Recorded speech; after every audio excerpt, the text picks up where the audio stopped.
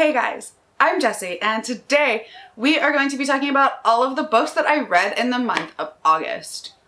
Honestly, I felt like I didn't read that much in the month of August, but surprisingly, when I was going through my books, I was like, oh, I actually read quite a bit. That surprises me. Probably because August was extremely busy. The kids started back to school, and then sports started back, and like all the things happening at one time, right? Like if you're a parent, you know back to school season is insane. And then especially when you add on like sports and extracurriculars and all the things that kids do, it's like draining. There is so much to do and not as much time for yourself as a mom. But I still managed to read quite a few books. I also had a few DNFs because we were going through my exploding TBR and I read, I think 3 and DNF'd 2 out of those 3. So yeah, the project's been going well and I am going to share with you all of my thoughts on my reading month so far. All right, so I ended up actually knocking off 4, not 3 books off of my exploding TBR. And I'm pretty sure that 3 of them were DNFs. So we're just gonna knock those out of the way real quick. The first exploding TBR book that I tried to get to and ended up DNFing at about 50 pages was Beware the Night. This actually wasn't bad, right? Like it didn't start out bad, and obviously I didn't get very far into it. It wasn't poorly written, it wasn't like anything like that.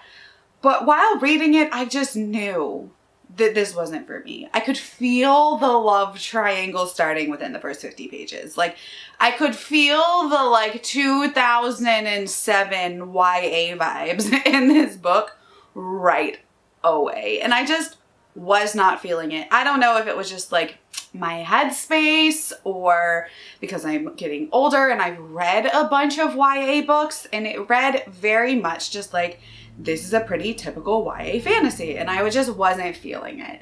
So the premise of this book is there is this like island that all these people live on, and there is like the night side and the day side, but it doesn't mean that it doesn't get like dark on the night side, like, or like that there's no sunlight on the day side. And I'm pretty sure the night siders all like live underground. Like I really didn't get very far. The premise was a little weird, right?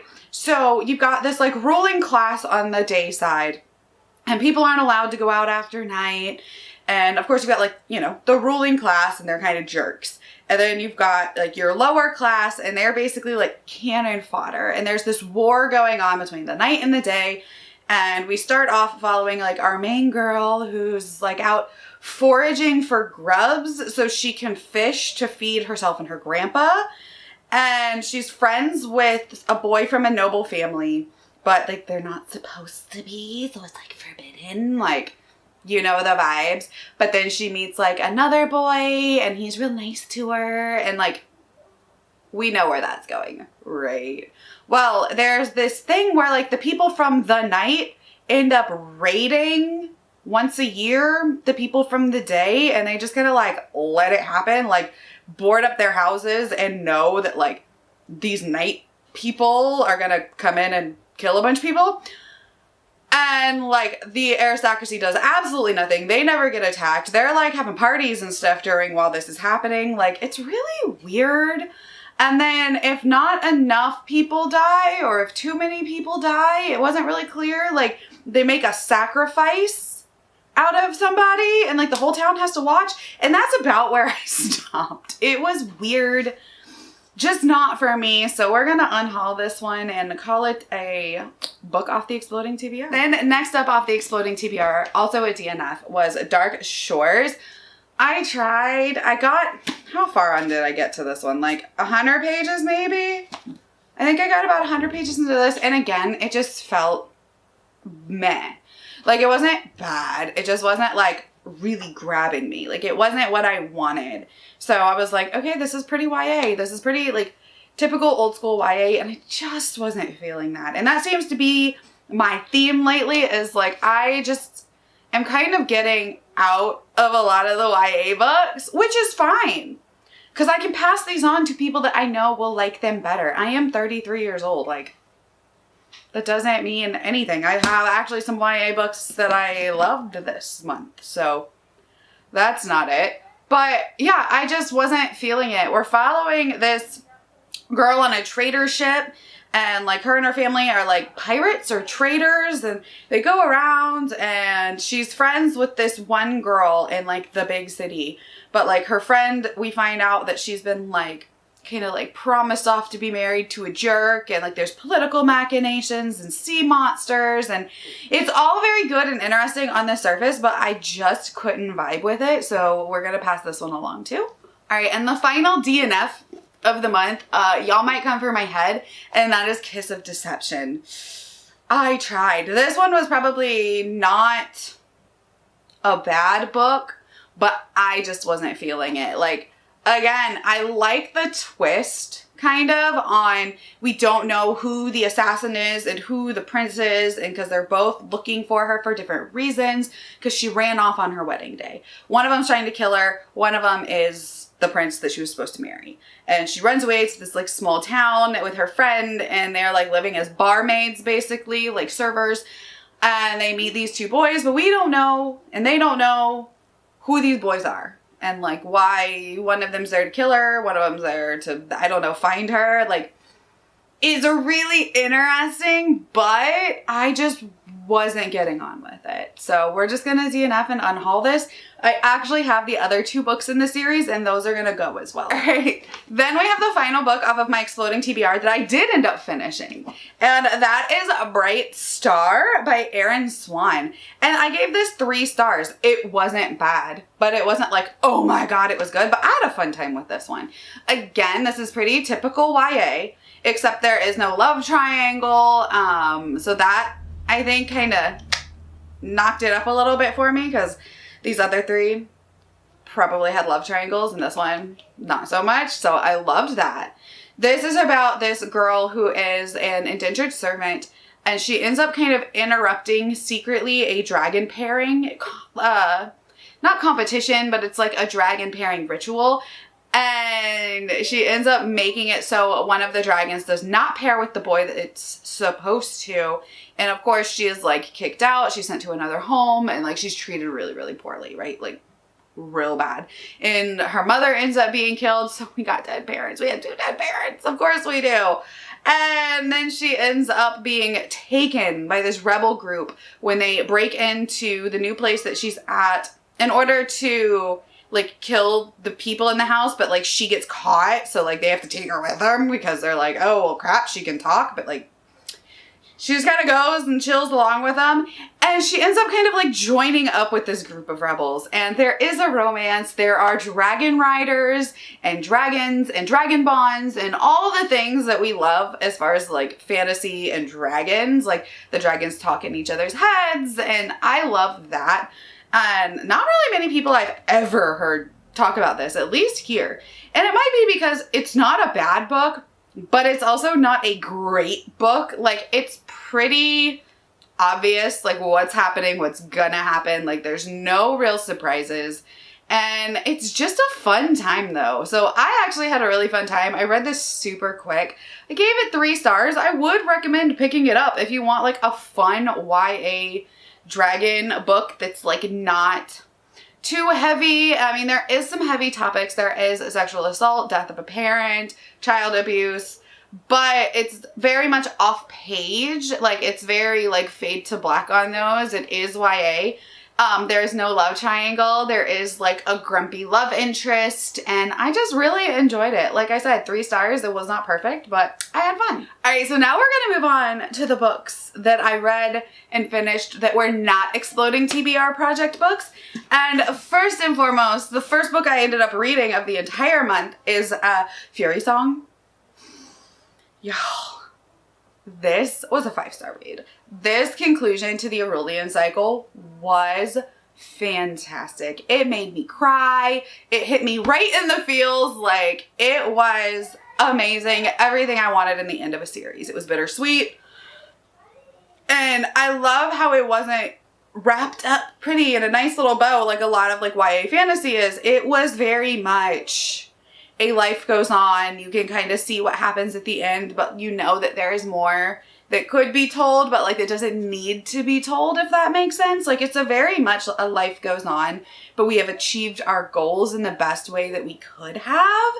And y'all know I just love this series. Fireborn is the first book in this series, and then Flamefall is the second one. This is Fury Song, the last book in the series, and I just highly recommend this whole series to everybody because it was fantastic. It is very much a brutal, kind of elevated, more closer to adult YA book with a lot of political machinations. Like it is pretty heavy on the politics and on not really the romance. The romance is not really like a huge deal, but there are some really great romances in this book, but nothing that takes precedence over the rest of the plot, if that makes sense. Like it's never like we're in battle and we have to start making out, because like that annoys the crap out of me. But I really, really enjoyed this whole series. So if you have a chance to get to it, I recommend it. Then I read The Bone Shard Emperor by Andrea Stewart. This is the sequel to The Bone Shard Daughter. I also gave this 5 stars. Another sequel off of my list. So the other kind of big theme of this TBR that I did was continuing on with series that I've been reading. So I achieved that goal. This was a beautiful follow-up. I do not feel like it suffered from second book syndrome. I think it really continued the story. It grew our characters really well. And I think I really like the addition of this like little romance within it that is not massive. Like it's not a huge part of the plot, but it's there. And I honestly really enjoyed it because it was kind of a dislike to friends to lovers in a way, and with a lot of like, I'm not sure, do I trust them? Like, why do I trust them? And that's on both sides because they're from very different worlds and different, you know, upbringings. And I really, really love it. And there's, you know, secrets on both sides. But in this, we're following pretty much directly after the events of the Bone Shard Daughter. We are following all of our main characters that are still there. And we've got just this really awesome cast of characters. It does switch back and forth between perspectives a lot. And one thing I really like is sometimes when it switches back and forth between protagonists, it changes, like I said, perspectives. So someone will be in first person, someone will be told in third person. It never goes into second, but it's between first and third person. And in the first book, it does that as well. It's a little getting used to, but honestly, I really think it played well into the telling of the story. And even our villains in this story are pretty sympathetic. Like you actually know that they are doing terrible things, but you kind of feel bad for them because they don't really feel like they have more of an option other than to do these terrible things. I'm trying not to spoil things, but I absolutely loved this. Like we have, you know, our one main character who's literally just trying to do the best that she can with what she knows and what she can do. And it feels like she keeps getting like stopped at every turn and pushed away, and like she's failing, and no matter what she does is not good enough. And then of course we have our animal companions in this book, which I love them. They are probably the best part of this book. We do have a sapphic romance in this book as well. And I just absolutely love this. Definitely pick this up if you have been on the fence. Pick up the first book if you haven't read it yet. It's so good. The only problem now is I need book 3 because at the end of this book you were like, but I need to know more. Like it's not like a cliffhanger, but it is definitely a, okay, now what? I need to know the things. So I need that book. I will be pre-ordering it as soon as it is like announced. Then another continuation is I read Cress, and I really enjoyed this. I think I gave it 4 stars. This is the 3rd book in the Lunar Chronicles. I've been trying to get through all of the Lunar Chronicles this year. I only have 2 books left, so Winter and Fairest, I think. And I had a good time. It is just a fun YA sci-fi romp that is inspired by different fairy tales. And this is the Rapunzel story. And I think this might have been my favorite one of the books so far because I actually really love Thorn, who is, I guess, our Flynn Rider-esque character, like our bad boy with a heart of gold who says he's not a good person. Like, he was fantastic. We do still continue on in the story with Cinder and then with Scarlet, and now we're adding in Cress, and I'm sure we will add in Winter, who is another character, our Snow White character, in the next book, and then wrap everything up. So I'm really excited. Obviously, I really enjoyed these, but I will not be keeping them once I finish the series. I think I've said that before. They are very young. They are very young YA. So what I'm going to do is enjoy them, read them, and then I'm going to give the entire series to one of my nieces because I think that she would like it right now a lot better because she is a teenager, and I really think that that is the target demographic for this. But as a 33-year-old grown adult, I still had a good time with this. So I thought this was the best in the series so far. And then the final book that I read and gave 5 stars to is Seasonal Fears by Shannon McGuire. This is the sequel to Middle Game. And I did not think that Middle Game needed a sequel, and it didn't, but I still absolutely loved it. This might have just been because of my love for Middle Game, and I just love Shannon McGuire's writing. I love the weird, whimsical, like, am I following this? Am I stupid? Like, this doesn't make sense, but it does make sense, and I'm trying to wrap my brain around it. Way that these books are written. This was so good. This happens after the events of Middle Game. And I originally thought that this was like a companion, not a direct sequel. And it kind of is, but we do get characters pretty importantly from Middle Game. So we do get to see those characters that we knew and loved once more. In this one, we follow Melanie and Harry, and they are 2 high school students who are high school sweethearts. They've been together forever, but Melanie has a heart condition that keeps her from like fully living her life. And one day we find out some weird, crazy, alchemical, seasonal chaos is going on. So you know in Middle Game how it's really hard to explain to somebody what the book is about? This is the same way. So seasons manifest as people, and there's a coronation where the people who are potential to manifest as either winter or summer have to like compete and kind of kill each other in this like weird Hunger Games-esque road trip to a labyrinth in order to claim the power of their season and be the seasonal monarch.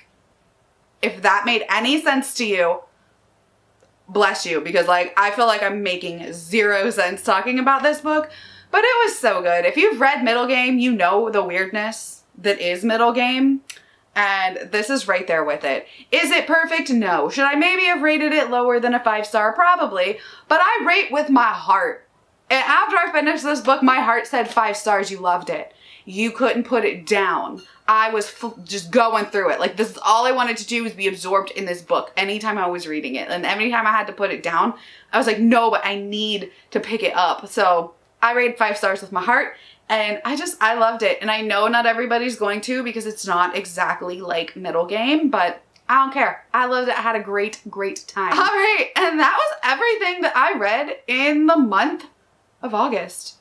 I told you, it was a surprisingly good reading month. Even though I had 3 DNFs, I did have like a bunch of 5 stars, but of course you can take that with a grain of salt because they were all sequels.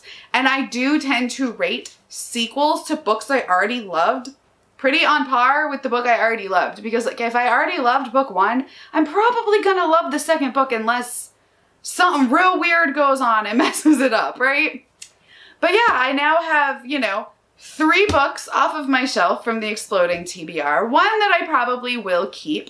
Then I'm going to add another 2 to the unhaul pile because it's the 2nd and 3rd book in the Kiss of Deception Remnant series. So we're getting rid of stuff. We're reading some good books. We're finishing series. It's been surprisingly good, even though it's been extremely busy. All right, well, thank you guys for hanging out with me. My name is Jessie, and I will see you next time. Bye.